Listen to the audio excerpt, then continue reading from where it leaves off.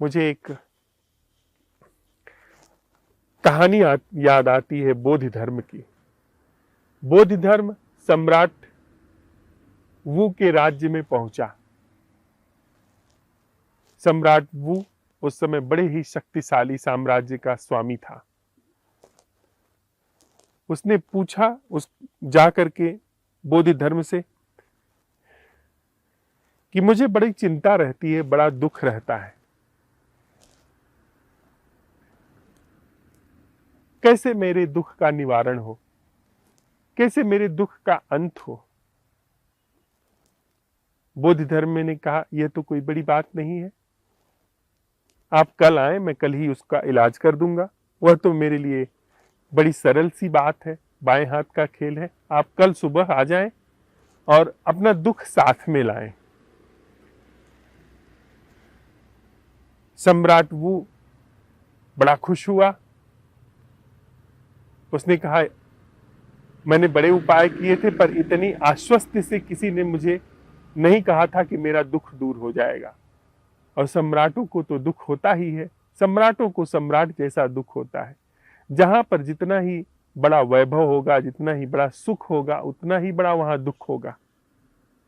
हमारे पास क्या है जो छिन जाएगा, तो जितना मूल्य का वह है उतना ही छोटा दुख होगा छिनने का। सम्राटों के पास तो बहुत कुछ होता है जिसके छिनने का उनका भय, उनकी चिंता, उनका दुख उनको सालता ही रहता है। सम्राट वो घर गया,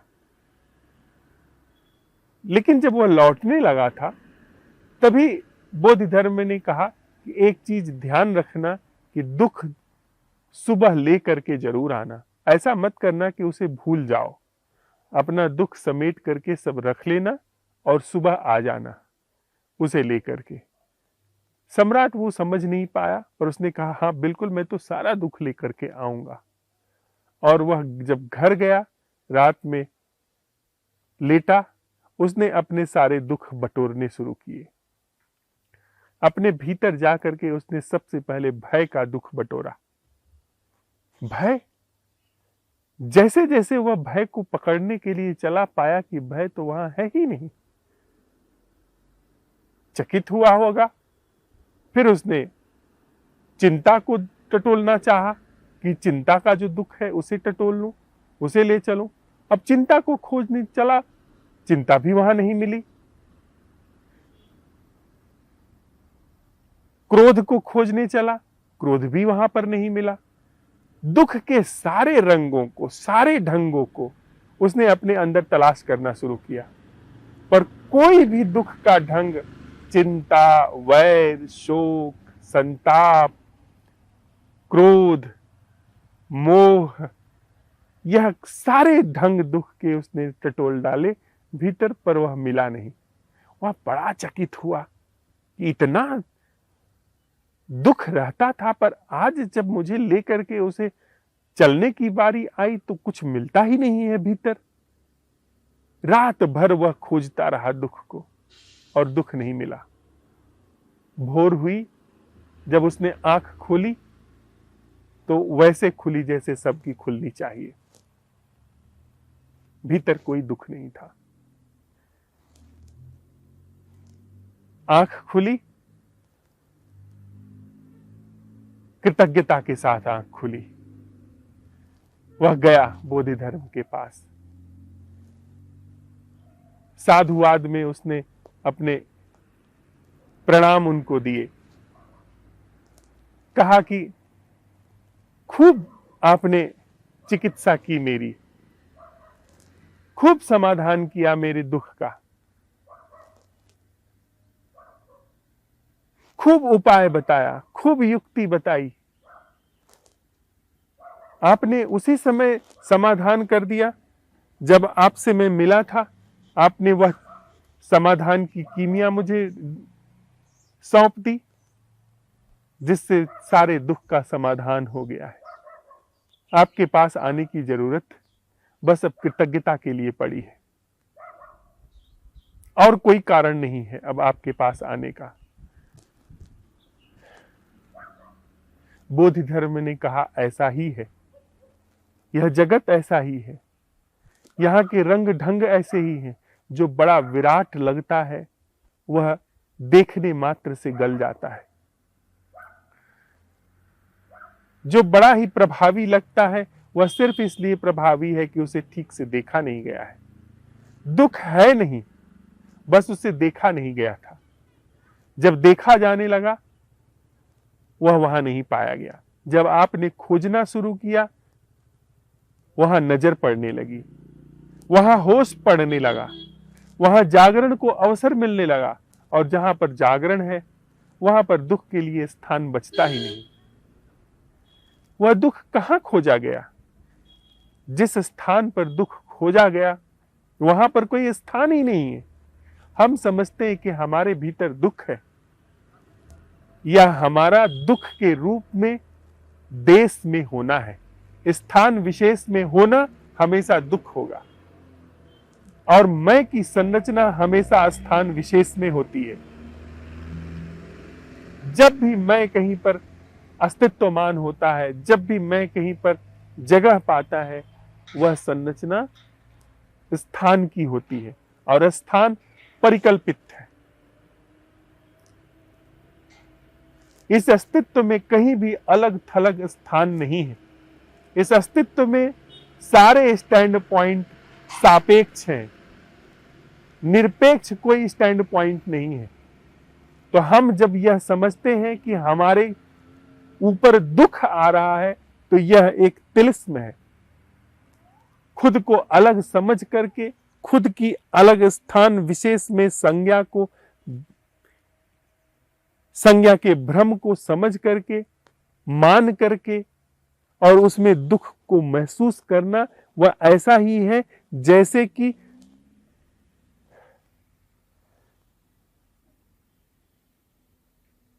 दुख ही अपने को स्थान विशेष में, या झूठ ही अपने को स्थान विशेष में सघनीभूत कर ले। स्थान विशेष में होना दुख है। इस अस्तित्व में कुछ भी स्थान विशेष में नहीं है, कुछ भी स्थान विशेष में अलग होकर के टूटा नहीं है। पर हमारे अंदर यह जो मैं का एहसास है, यह स्थान विशेष में होकर के टूटा है, और इस टूटे के होने के कारण, स्थान विशेष में होने के कारण, स्थान विशेष में मैं के होने के कारण ही जीवन में दुख है। तो यह कहना कि मुझे दुख है, यह बात झूठी है। मैं ही दुख है, यह अपने को स्थान विशेष में समझना ही दुख है।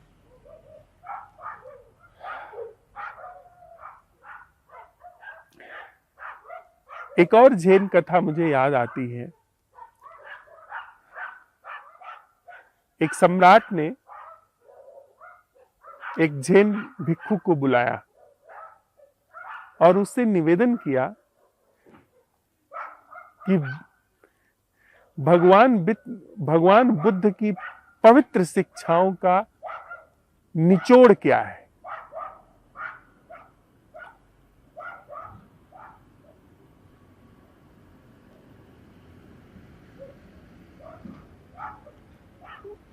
उस फकीर ने कहा कि भगवान की शिक्षा का, पूरे बुद्ध के धर्म की शिक्षा का निचोड़ है शून्यता।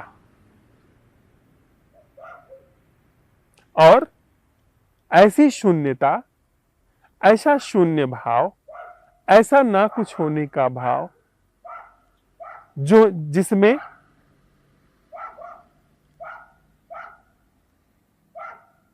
पवित्रता तक का आभास न हो, पवित्रता तक का बोध न हो। सम्राट का भी प्रश्न कुछ ऐसा था कि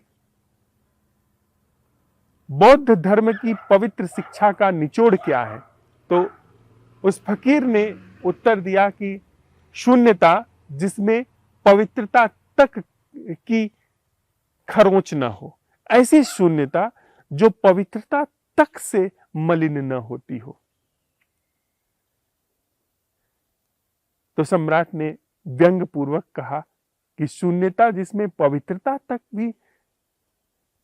तक भी जिसमें खरोंच पैदा करती है, जिसमें अपवित्रता पैदा करती है, तो फिर आप क्या हैं? उस साधु ने कहा, मुझे नहीं पता। यह मुझे नहीं पता का जो कथन है, इसमें सब आ गया। अगर शून्यता में शून्यता का भी पता है तो वह खरोच है। यदि शून्यता का मुझे बोध हो रहा है तो वह शून्यता नहीं है। वह शून्यता जो शून्यता के बोध से भी मुक्त है, वही शून्यता पवित्र है। तो हमारा यह असंभव प्रश्न उसी शून्यता की ओर लेकर के हमको आ रहा है, उसी शून्यता की ओर हमको ला करके पहुंचाता है, जिसमें देश और काल दोनों ही समाप्त हो जाते हैं। देश और काल का जो झूठापन है, जो मिथ्यत्व है, वो विसर्जित हो जाता है। हमारा मन देश और काल में चल रहा है और यह देश और काल में चलता हुआ मन इस असंभव प्रश्न की वेदी पर अपना दम तोड़ देता है। और वहां पर जो देश काल से परे है, जो वह शून्यता जो शून्यता के बोध से भी परे है, और दूसरे संदर्भों में कहा जाए वह पूर्णता जो पूर्णता के बोध से भी विलक्षण है, न्यारी है, अलिप्त है, वह शून्यता या वह पूर्णता वह वहां पर उद्घाटित होकर के आती है।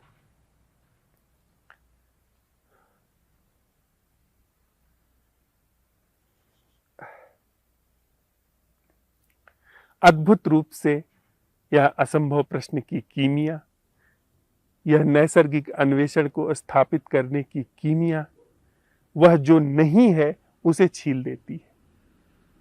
हम कहीं से भी उसका आविष्कार नहीं करते हैं जिसे, या ऐसी किसी चीज की स्थापना नहीं करते हैं जो कि अभी हमारे जीवन का हिस्सा नहीं है। सीधी सी बात के कारण कि हम जिस भी चीज की स्थापना करेंगे उस पर हमारे ही हाथों की छाप होगी। वह हम ही तो निर्मित करेंगे, हम अपनी क्षमता से आगे नहीं जा सकते हैं। असंभव प्रश्न जो नहीं है उसको हटा देता है, अर्थात जिस पर हमारे हाथों की छाप होती है उसको पोंछ देता है, और जो है ही उसको उद्घाटित कर देता है। अगर वहां पर वह न होता तो उद्घाटित न होता। हम कितना भी यह सवाल उठाते कि वह जीवन क्या है जो देश और काल से मुक्त है, और अगर देश और काल से मुक्त कोई जीवन नहीं होता तो वह उद्घाटित नहीं हो सकता था। अगर देश और काल विसर्जित हो जाता है इस प्रश्न के उठने में, और कोई ऐसा जागरण, कोई ऐसा जीवन प्रवाह वहां पर पाया जाता है जो देश काल से मुक्त है, तो यह सत्यापित करता है कि असल जो है, जो हमारी बुद्धि से, हम इंसान की बुद्धि से नहीं बना है, वह सदा ही समय की गति से और स्थान की गति से मुक्त है।